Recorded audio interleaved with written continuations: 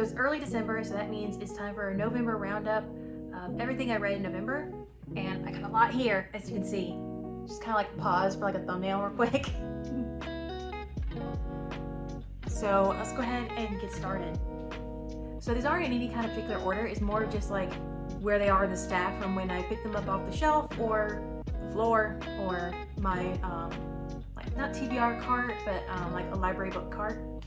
So on top of the stack is Ruby Dixon's Bull Moon Rising.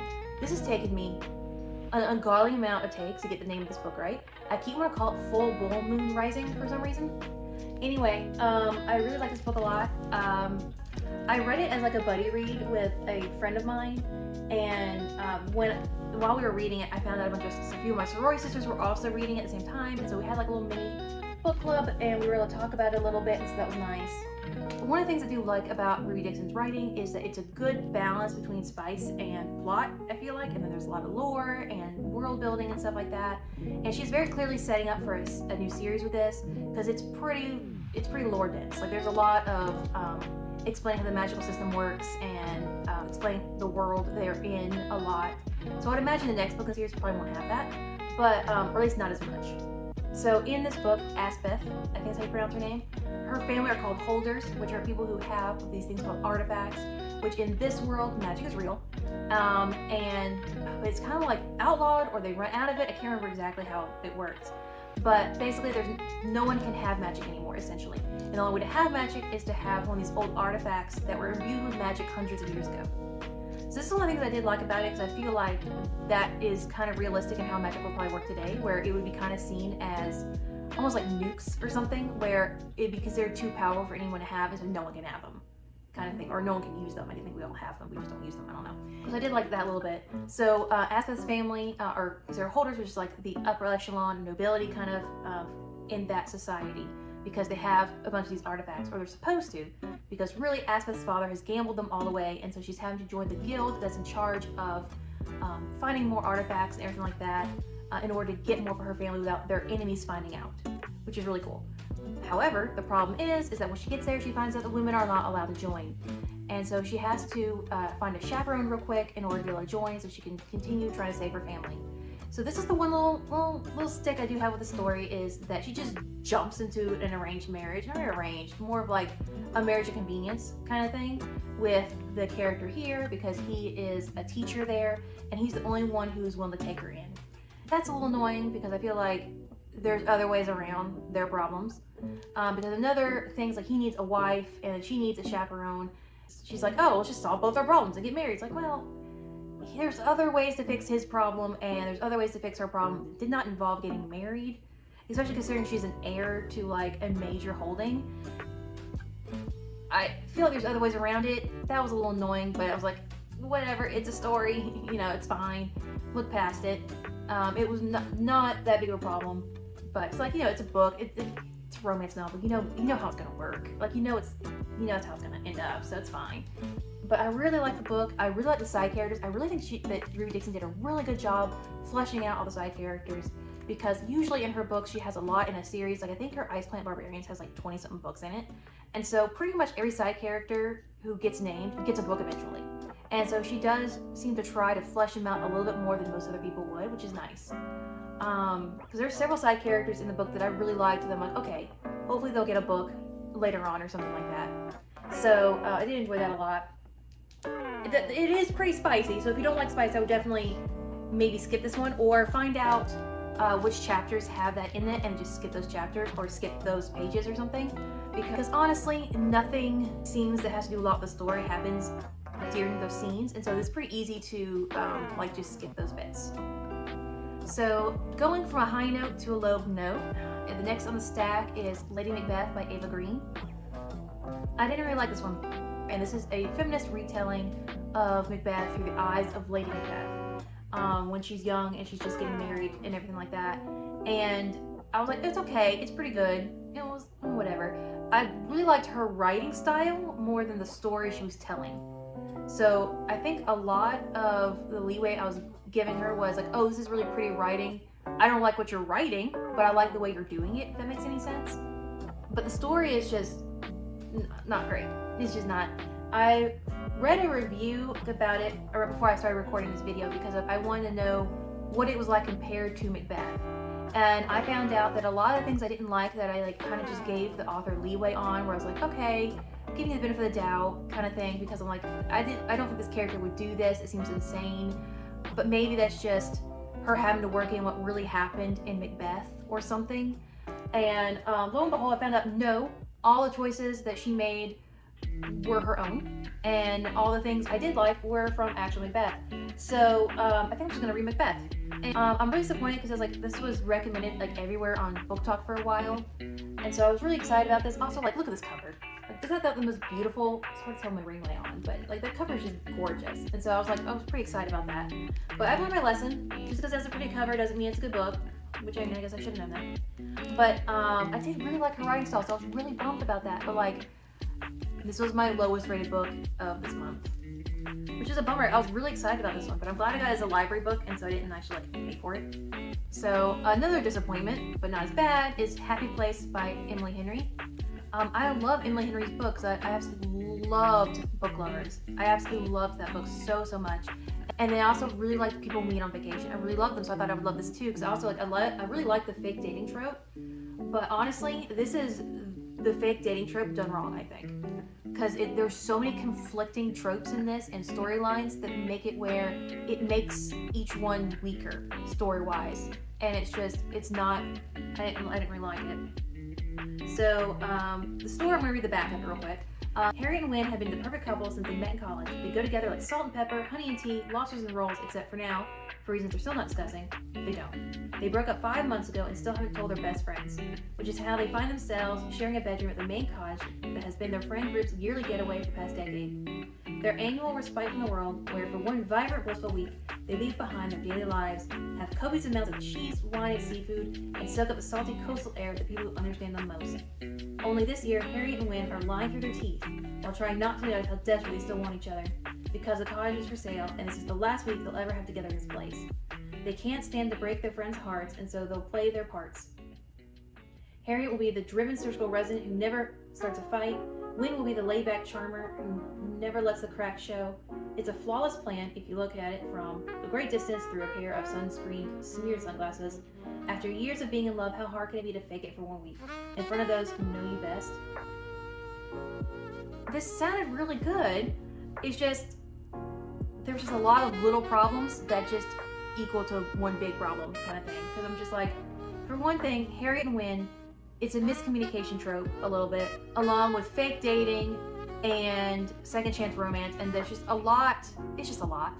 But also, like, their miscommunications seem sometimes more like conflicting personalities than just miscommunications, really. Like, I don't think they would stay together in real life. So, I don't know. Also, this is supposed to be a book about friendships and stuff like that as well, and none of their friend group gets fleshed out enough for you to care. And then on top of that, their friend group is just kind of not the most likable group, for one, but also, like, I don't think they would still be friends after college, which admittedly, I think is part of the problem, is like, you see the friend group deteriorating a little bit. I think they would have deteriorated long before this. I was like, it's giving like Phoebe Buffet from Friends vibes, where if they didn't live together, they wouldn't be friends with her still, you know? Because, like, think about Friends and like how they all intertwine and everything, and how Phoebe's kind of the outsider a little bit. It kind of feels like all of them are the Phoebe, you know? And a lot of them don't really go together. It's very weird. Yeah.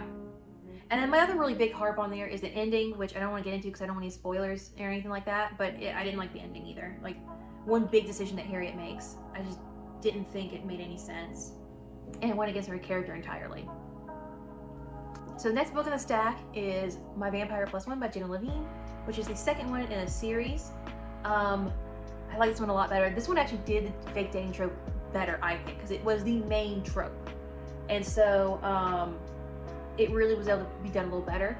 This is a very lighthearted and goofy romance novel. So I would definitely pick it up if you like something a little more lighthearted and fluffy and all that. I liked the first book in the series pretty good, but I actually like this one better, even though I did not like his character in the first book. I thought it was very interesting that that she managed to take a side character from the first book that I didn't really like and flesh him out in a way where it still felt true to this character, but I actually liked him a lot more. So I'm gonna read the back real quick here. Emilia Collins is by definition successful. She would even go so far as to say successfully single, but not according to her family. She's tired of the constant questions about her non-existent dating life. When an invitation to yet another family wedding arrives, she decides to get everyone off her back once and for all by finding anyone to pose as her date. After a chance encounter with Reginald Cleves, Emilia decides he's perfect for her purposes. He's a bit strange, that's understatement, he's very weird. But that's fine. It'll discourage tough questions from her family, and it certainly doesn't hurt that he's very handsome. For centuries-old vampire Reggie, posing as her +1 sounds like the ultimate fun, and if it helps his ruse of pretending to be human, so much the better. As Emilia and Reggie practice their romance, it becomes clear that Reggie is as loyal to her as the day is long, and that Emilia's first impressions could not have been more wrong. Suddenly being in a real relationship with Reggie sounds pretty fantastic.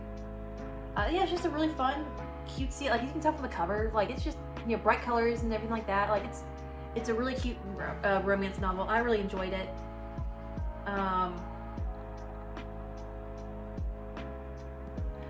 Yeah, I really enjoyed this one a lot. I really would recommend this one and the first book. You don't need to read the first book in order to read this one because they're pretty standalone-ish. It does, you know, might would spoil a little bit from the first book, but not a lot. Because like the romance novels, you know they're gonna get together, you know. So next is Weyward by Emilia Hart. I really enjoyed this one as well. This one's a little different from the other ones that I read because this is more of a like dark cottagecore witchy vibes and everything like that, and a historical fiction. Is it still considered historical fiction if there's 3 different timelines and one of them's in the current time and the other 2 are historical? I don't know if it's still considered that, but I don't know. If it is, that's what it is. So I'm gonna read the back here. 2019, under the cover of darkness, Kate flees London for Weyward Cottage, inherited from a great aunt she barely remembers. With its tumbling ivy and overgrown garden, the cottage is worlds away from the abusive partner who tormented Kate. But she begins to suspect her great aunt had a secret, one that lurks in the bones of the cottage, hidden ever since the witch hunts of the 17th century. 1619, Alpha, I have no idea how to pronounce his name. Alpha is awaiting trial for the murder of a local farmer who was stampeded to death by his herd. When Alpha was a girl, her mother taught her their magic when rooted in the deep knowledge of the natural world. But unusual women have always been deemed dangerous, and as evidence for witchcraft is set against Alpha, she knows it will take all her powers to maintain her freedom. And in 1942, as World War II rages, Violet is trapped in her family's grand crumbling estate. Straitjacketed by a societal convention, she longs for the robust education her brother receives, and for her mother, long deceased, who was rumored to have gone mad before her death. The only traces Violet has of her are a locket bearing the initial W and the word Weyward scratched into the baseboard of her bedroom. Weaving together the stories of 3 extraordinary women across 5 centuries, Weyward is an enthralling novel of women, of female resilience, and the transformative power of the natural world. This book and the Lady Macbeth book were both kind of marketed as like feminism and like kind of like a feminist read and everything, and I really think this one hit that mark better than Lady Macbeth did. I can't explain too much into that without spoiling a whole lot, but I really think that despite having 3 completely different storylines and everything going on with 3 different main characters and their own side characters, everything going on, it somehow managed to still not feel cluttered and crazy and impossible to like tell what's going on and everything like that. And the stories I think did intermesh together nicely and cohesively and interestingly. So I would also recommend this as well. There's a bunch. So next is my only non-fiction book for the month, which is The Secret Lives of Booksellers and Librarians, The True Stories of the Magic of Reading. I have to look at the book when I say that because the title is too long for me to remember and say it on camera correctly. This is a collection of letters, essays, and other like small writings from librarians, booksellers, and authors about the magic of reading, and it was just so sweet and touching. I really enjoyed this one a lot. So I also have this on audiobooks. I got this from the library, and the audiobook became available on my Libby app around the same time, and so I was able to listen to some of it. And so this led to my husband walking in on me crying while doing the dishes. He was deeply confused because, for one, that's a weird thing to walk in on. But 2, he couldn't see that I had my earbuds in because I had my hair down. And so he thought I was just crying while doing dishes. And that's not normal for anyone. And so he's like, you okay? You good? And explained to him that, no, I'm crying because reading is so magical, essentially. But he at least knew that I was okay, and he went back to playing his video game. Also, one of the things that was like, after reading this, it made me think about, if I were to send something in for this, what would I send in? Like, what would I write about is the magic of reading? And one of the things that came to mind, actually sort of about a book that I'm going to be talking about later on this video. So when I was in high school, I went to Germany for a little while, for like a month or more, and stayed with a friend named Gabby and her family, or they were stationed in Germany. And so I stayed with them for a little bit while their dad was deployed. And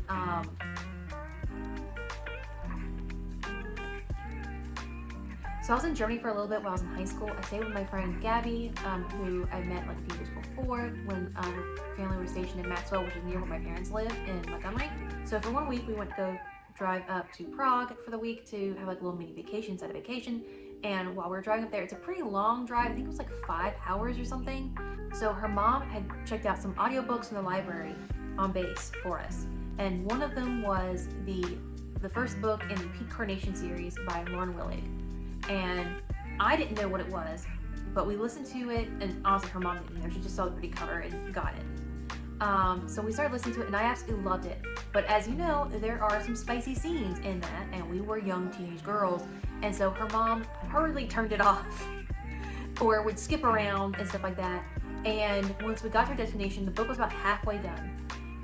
But because of those having to skip around for spicy scenes and everything like that, we didn't listen to it on the drive back. And so I never got to finish it. But I never knew the name of it. And so, like, you know, Wayne's World, doodaloo, doodaloo, doodaloo. Fast forward quite some time later, about, oh gosh, nearly a decade later? Yeah, about a decade later. I was living in Illinois, and I'm still thinking about this book a lot. I still think about that book quite often. And so finally I decided to go into my library, and I was not happy in Illinois. I was pretty lonely up there, and so I just needed a comfy, happy read, and the only thing I could think of was that book that I listened to half of on the drive through Prague when I was in high school. And so on a chance, I went and talked to the librarian there, and I was like, hey, this is all I remember this book, can you help me? And I am super impressed she figured out which book I was talking about, because I was vague. I remembered very little. She also fast forwarded through chunks of actual plot by accidentally trying to skip spicy scenes and stuff like that. I figured out later.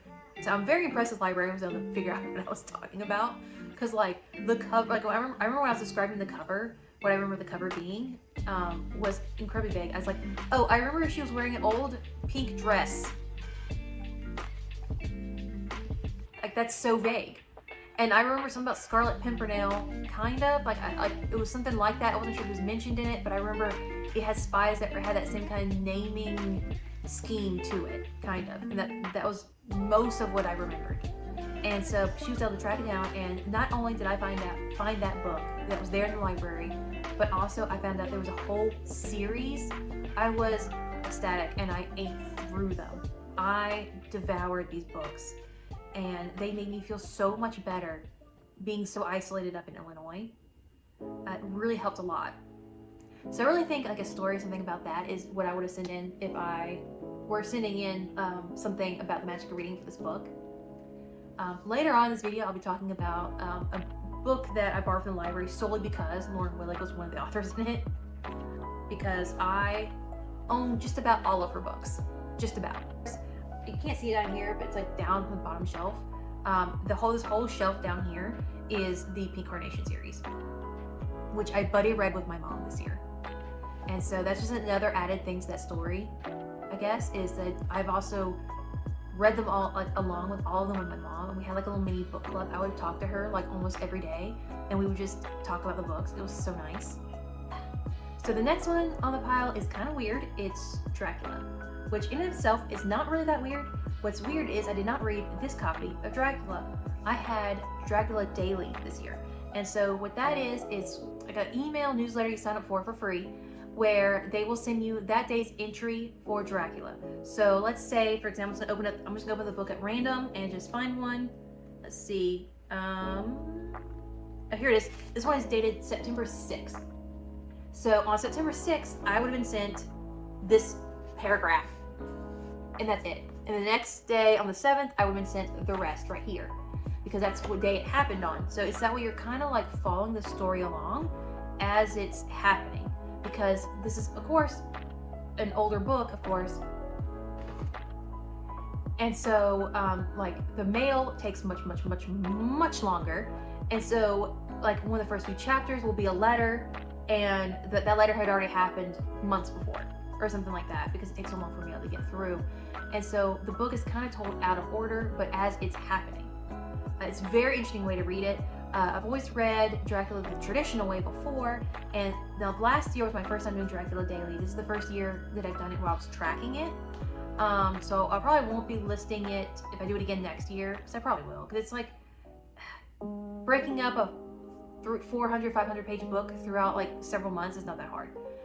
Also, having it on my story graph really messed with my statistics enough where it was kind of annoying. Like, it's not that big of a deal, but like it made it where instead of like my average read for a book being like a week, it made it like a month, because it took so long as they saw it to read this, even though I was, you know, like, it's hard to explain.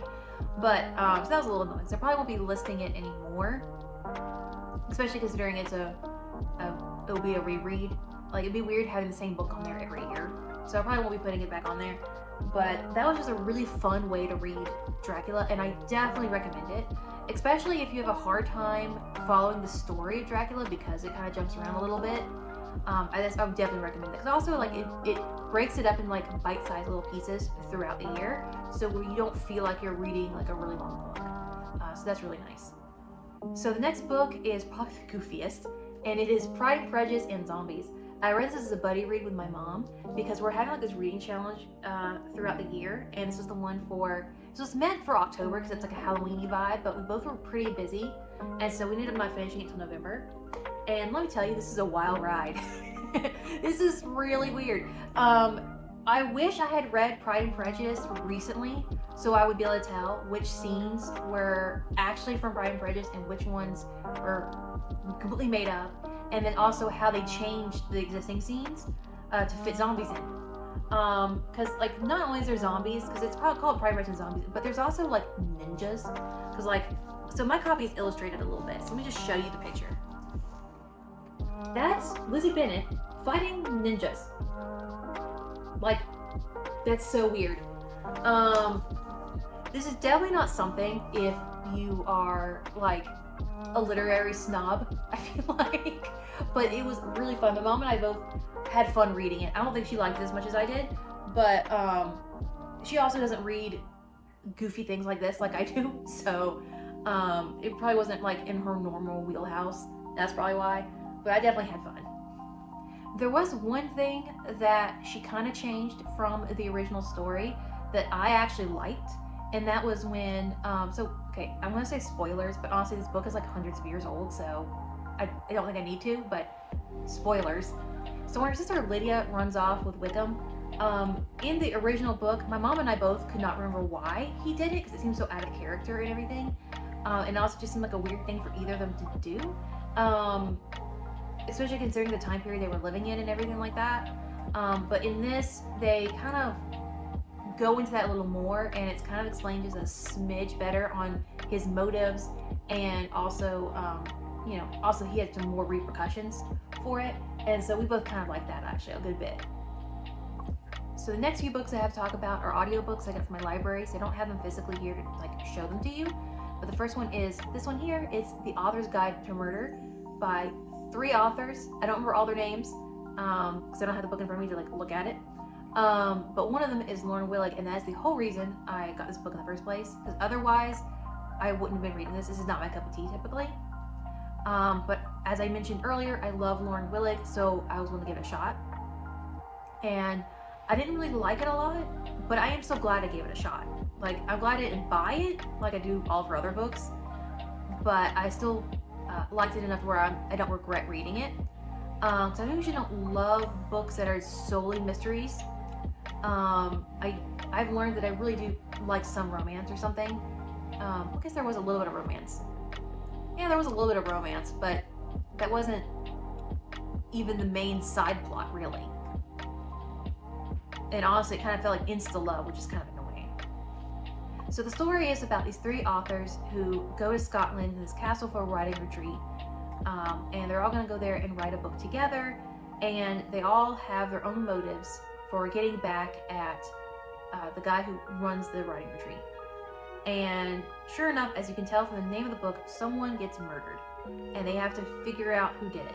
Because everyone in the village and the 3 main characters all have pretty good reasons for wanting to kill this guy. So one of the things that in the book that is like a plus and a minus is that the main characters aren't super lovable or likable. One of them I kind of like, though I can see someone being annoyed by her. Other ones I can see someone just flat out not liking. And that is a con in that, well, you want to read about characters you really like, but also it's a pro in that it makes it where it is more of a mystery, where you're like, did they murder him? Maybe? Because everyone had pretty good motive, and everyone had access to murder weapons, and everyone I think had opportunity as well. So the actual murderer is revealed, you're like, it is kind of obvious by that point, but in the beginning you don't know. But I did enjoy it. I would not have read it if it wasn't written by an author that I liked. And then last but not least is Lost and Lassoed by Lyla Sage. I really liked this as I was reading. This is one of those books where I read it really quickly. I think I read it in one single day. I really liked it as I was reading it, but as I thought about it, I started seeing all little holes in the story and stuff where I'm like, oh. I'm not sure if maybe I would have, if I had like paced myself reading it, maybe I would have noticed these a little faster. I don't know. Okay. For those of you that are not aware, Lost and Lassoed is the 3rd installment in Lyla Sage's Blue Rebel Blue Ranch series. I don't know. I always forget which way that goes because I don't think it really makes sense either way. But anyway, that series. And this one is around the oldest brother, Gus, who is a hardworking single father, and then Teddy, who is Gus's sister's best friend. It's like an enemies to lovers and single dad and the nanny kind of book.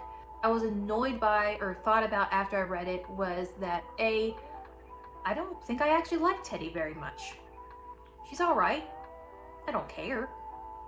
I do like Gus a lot more reading his book than I did like all the previous ones, because in both the previous ones I found him very annoying and irritating and kind of just grumpy for no reason, and just kind of, I don't know, it was a little annoying. But I actually really liked him in this book a lot more. So the story is Gus, who is a single dad who's a little too hardworking, honestly, who helps run the ranch. He's the second in command because he's the oldest. And so for one summer, he has his daughter, sole custody of his daughter. Not sole custody, because it sounds like the mom lost custody. His friend, who is also baby mom, because that's kind of a very complicated relationship, which I thought they would dive into a little more, but they didn't, but whatever, is working somewhere out of town for the summer. And so he has full custody of his daughter, and he is not managing well. And so his family has almost like intervention. It's like, hey, you need help. And pretty much the only person who can help is Teddy. Teddy and him do not get along. So the reason that it seems like they don't get along seems dumb to me. It seems more of like 2 personalities that don't work together, not just a misunderstanding or something. Like, I don't think they would magically start getting along. Mostly on Teddy's part, it is a misunderstanding, but on his part, it seems like he actually just does not like her. But he just changes his mind, I guess. I don't know. Anyway, so Teddy helps him out, and she's really good with his daughter, and she really does fill in a lot of gaps that he has with his daughter, where she's very artsy and he's not, and so Teddy's able to do artsy stuff with his daughter that he really can't, and that's really nice. So as the summer goes on, they get to know each other, and they're around each other more, and they start to fall in love, and it's just a cute story. So that's all the books that I read in November. If you read any of them and you have any thoughts on them, please leave the comments down below. I love hearing about books. I love talking about books. Even if it's just to say, oh, I liked so-and-so, please save that. And if there's any books you would recommend based off anything I said in this video, please also leave that, because several of these books that I ended up liking, I read from recommendations that I got from my actual comments and stuff. So those are actually very helpful, and I really do enjoy those. So please send those my way. But as always, if you like this video, please subscribe, hit that like button, leave comments, and all that good stuff. And I'll see you in the next one. Bye!